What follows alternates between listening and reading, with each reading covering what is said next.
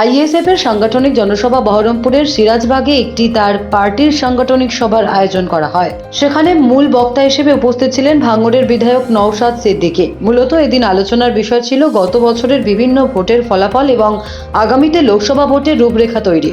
সাংবাদিকদের মুখোমুখি হয়ে বিভিন্ন প্রশ্নের উত্তর দিলেন তিনি। দুটো কথা বলবো, মুর্শিদাবাদের মুসলিমরা সংখ্যালঘু মুসলিমরা আবার এই জেলাতে সংখ্যাগুরু।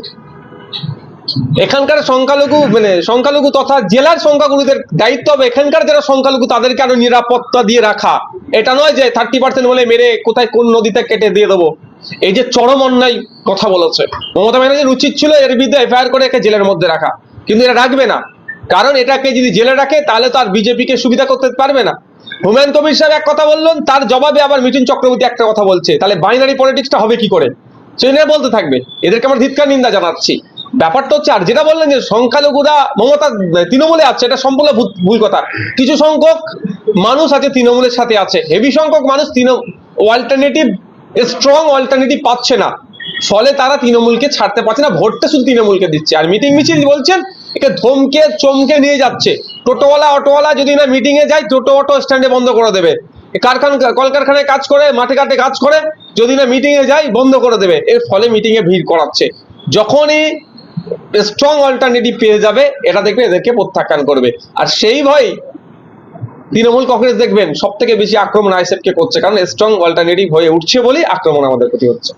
একটা শ্রেণীর কাছে আমাদের সম্পর্কে ভুল বার্তা ছড়িয়েছিল। আইএসএফ মানে কিছু শ্রেণীর মানুষের কাছে ছড়িয়েছিল মুসলিমদের দল, আর কিছু শ্রেণীর মানুষকে বোঝানো হয়েছিল ওটাকে বিজেপির সুবিধা করে দেবে।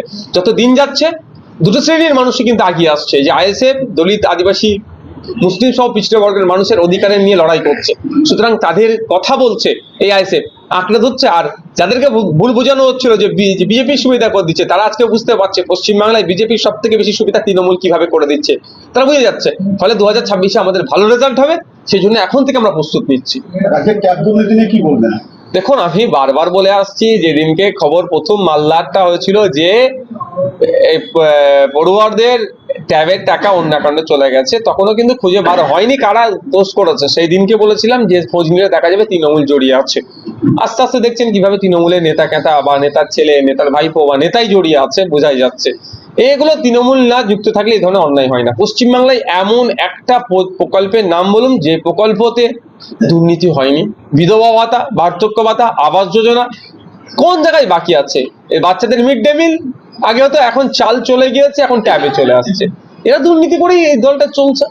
আর এদের দলের সর্বোচ্চ নেতৃত্ব যারা আছেন বা নেতা যারা আছেন, কঠোর ব্যবস্থা নিচ্ছে না। আবাস যোজনা নিয়ে কি বলছে, এত লক্ষ নাম বাদ দিয়ে দিয়েছে। আরে যা বাদ উঠলো কিভাবে, কারা তুললো?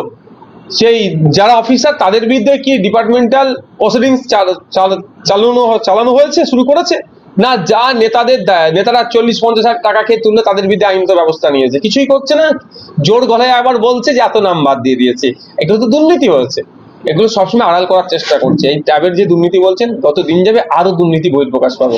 দুটো দুর্নীতি হয় মেডিকেল সেক্টরে, একটা হচ্ছে টাকা নিয়ে চাকরি কর্মস্থলে তাকে দেওয়া হচ্ছে, আর দ্বিতীয় হচ্ছে অর্থের বিনিময়ে বেড পাইয়ে দেওয়া হচ্ছে। অর্থের বিনিময়ে বেড পাইয়ে দেওয়ার সংখ্যা মুর্শিদাবাদে প্রচুর, কারণ মুর্শিদাবাদে প্রায় 80 লক্ষ মানুষ বসবাস করে, 75 থেকে 80 লক্ষ মানুষ বসবাস করে। একটা মেডিকেল কলেজ দিয়ে মুর্শিদাবাদের স্বাস্থ্য পরিষেবার মানকে ঠিক রাখা যায় না। ফলে কি হয়, বেডের সংখ্যা কম। আইসিইউ, আইডিইউ, সিসিইউ যেগুলো যা আছে, বিভিন্ন ক্যাটাগরির যেগুলো বেডগুলো আছে, 10টা 15টা 20টা আছে। ম্যাক্সিমাম পেশেন্ট 80 লক্ষ মানুষ প্রায় বসবাস করে, পেশেন্টের অনেক চাপ। ফলে দালালরা কি করে, এইটা সময় এইটা কাজে লাগিয়ে দেয়। একটা দুর্নীতি। আর একটা হচ্ছে যেটা অর্থের বিনিময়ে বলছেন, এগুলো তৃণমূলের রন্ধে রন্ধে ঢুকে গিয়েছে। তৃণমূল কংগ্রেস যদি মনে করে, তাদের সুপ্রিমো যদি মনে করে যে দুর্নীতি মুক্ত করব, আমি বলবো সর্বপ্রথম কাজ হবে যারাদের সাথে দুর্নীতির গন্ধ আছে তাদেরকে দল থেকে বার করুক এবং আইনত ব্যবস্থা গ্রহণ করুক, তাহলে জানবে এরা দুর্নীতি মুক্ত চাইছে। আর একটা দুর্নীতি মুক্ত জায়গা হচ্ছে যে এক্সাম গুলো হচ্ছে, বিভিন্ন ওয়েমার শিট দিয়ে এক্সাম দেওয়ার পরে দুর্নীতি হয়ে যাচ্ছে।